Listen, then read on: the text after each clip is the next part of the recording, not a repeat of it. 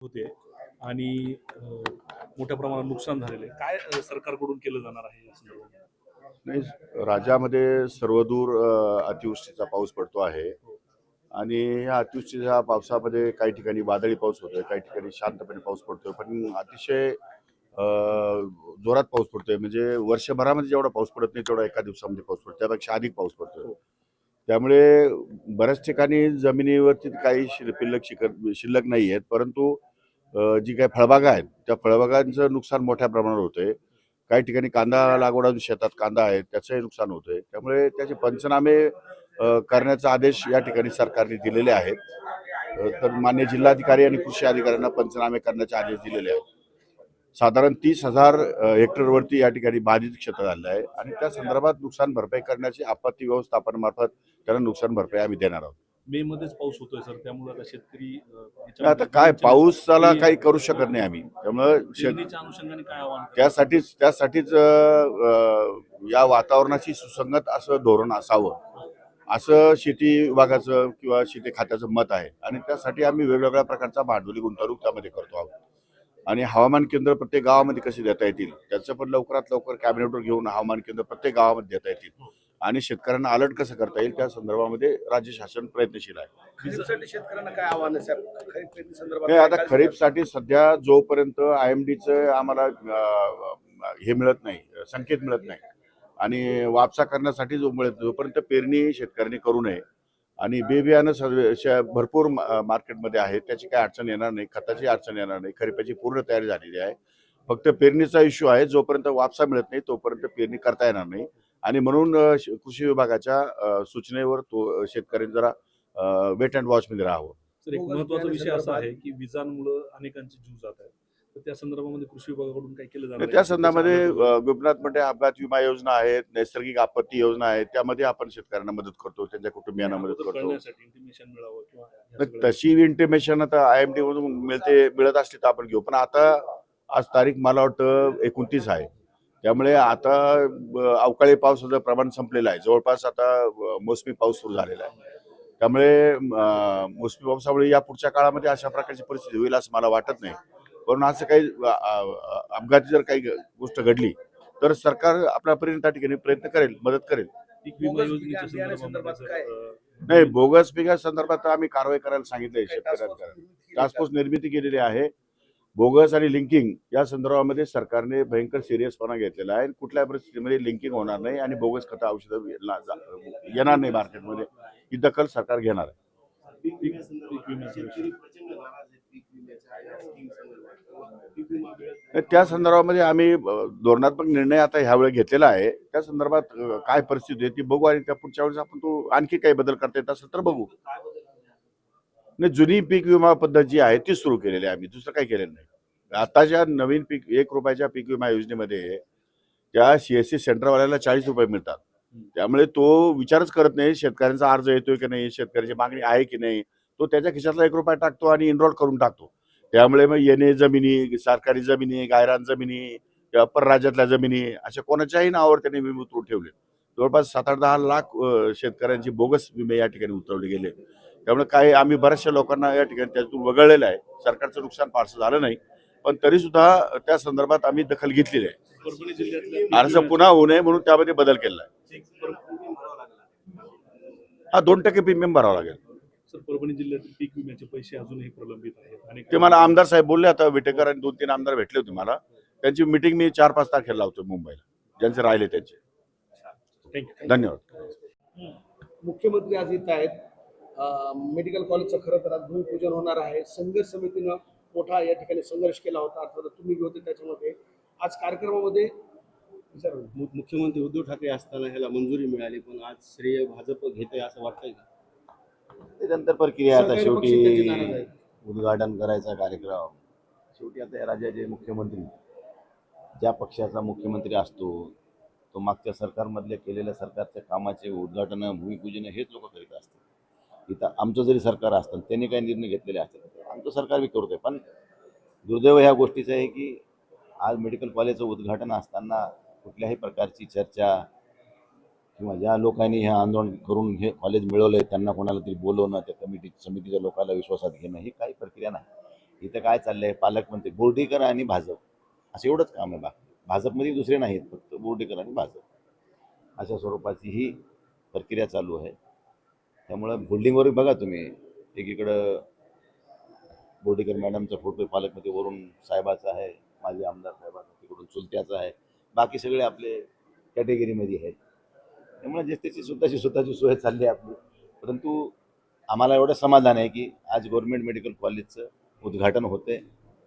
जी काय आपण सगळ्यांनी परभणीकरांनी, आम्ही परभणीकर या नात्याने जी भूमिका घेतली होती ती आज पूर्णत्वाला जाते, याचा आनंद आहे. बाकी राजकारण ठिकाणी राहिलं, पण त्यांनी हे सगळ्याला घेऊन करायला पाहिजे होतं. ओपनमध्ये तिथं जागेवर स्पॉटवर करायला, आता हे ऑनलाईन उद्घाटन ठेवलंय. एक मी दुसरं बघितलं की महापारेषणने एक पत्रिका काढली आहे, निमंत्रण पत्रिका, त्याचंही ऑनलाईन उद्घाटन आहे. त्या पत्रिकेत माजी आमदार रामप्रसाद बोर्डीकर साहेबांचं नाव टाकलं. माजी आमदार जिल्ह्यात भरपूर आहेत. सेलू जिंतूरमध्येच बघायचं झालं तर तिथं लहाने साहेब बी आहेत, भंबळे साहेब बी आहेत. मग प्रोटोकॉल कुठे गेला? हे प्रोटोकॉल काढणारा कोण? त्या अधिकाऱ्याला विचारलं मी, ते म्हणते जिल्हाधिकाऱ्यांनी पत्रिका फायनल केली. होई जिल्हाधिकारी, महापालिकेचा अधिकार जिल्हाधिकाऱ्याला दिलाय का? जिल्हाधिकाऱ्याला कोणी सांगितलं की हे नाव घे?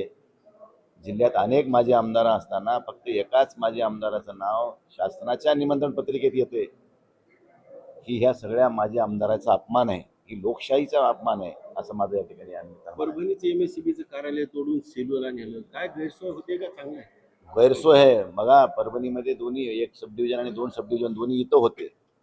कारण काय होतं की जिल्ह्यातला कुठलाही माणूस परभणीमध्ये जगाजवळ ट्रान्सफॉर्मरसाठी यायचा, कुठल्या लाईन कनेक्शनसाठी या काही कामाच्या निमित्ताने ज्यावेळेस यायचा, त्यावेळेस इथं जर सब डिव्हिजनला नाही झालं तर इतर मेन डिव्हिजन पण इथंच होय. त्यामुळे इथं नाही झालं तर इथं त्याला पर्याय होता. पण आता ह्यांनी जवळजवळ 5 तालुके, पाथरी, सोनपेठ, मानवत, जिंतूर आणि सेलूचं 5 तालुक्याचं सब डिव्हिजन सेलूला हलवलं. काय साध्य करायचं ह्यांना तिथं नेऊन? मला हेच नाही कळालं. म्हणजे उलटा आता लोकांना तिथं जायचं आणि तिथं काम न झालं तर पुन्हा परभणीला यायचं. म्हणजे लोकांसाठी ही डबल कामाला लावलं ह्यांनी, ह्यांच्या सोयी, ह्यांच्या प्रतिष्ठेसाठी लोक कामाला लावले. ही लोकांची गैरसोय आहे. परभणीमध्ये होतं, आज नवीन तुम्ही काय आणलंय, तुम्ही तिथं घेऊन गेले, मी समजू शकलो असतो. पण इथलं उचलून तिथं न्यायला काय काय केलं काय तुम्ही? उलटी लोकांची गरज. आता मला सोनपेठवाल्याला परभणीला यायच्या ऐवजी आता सिल्ला जावं लागणार.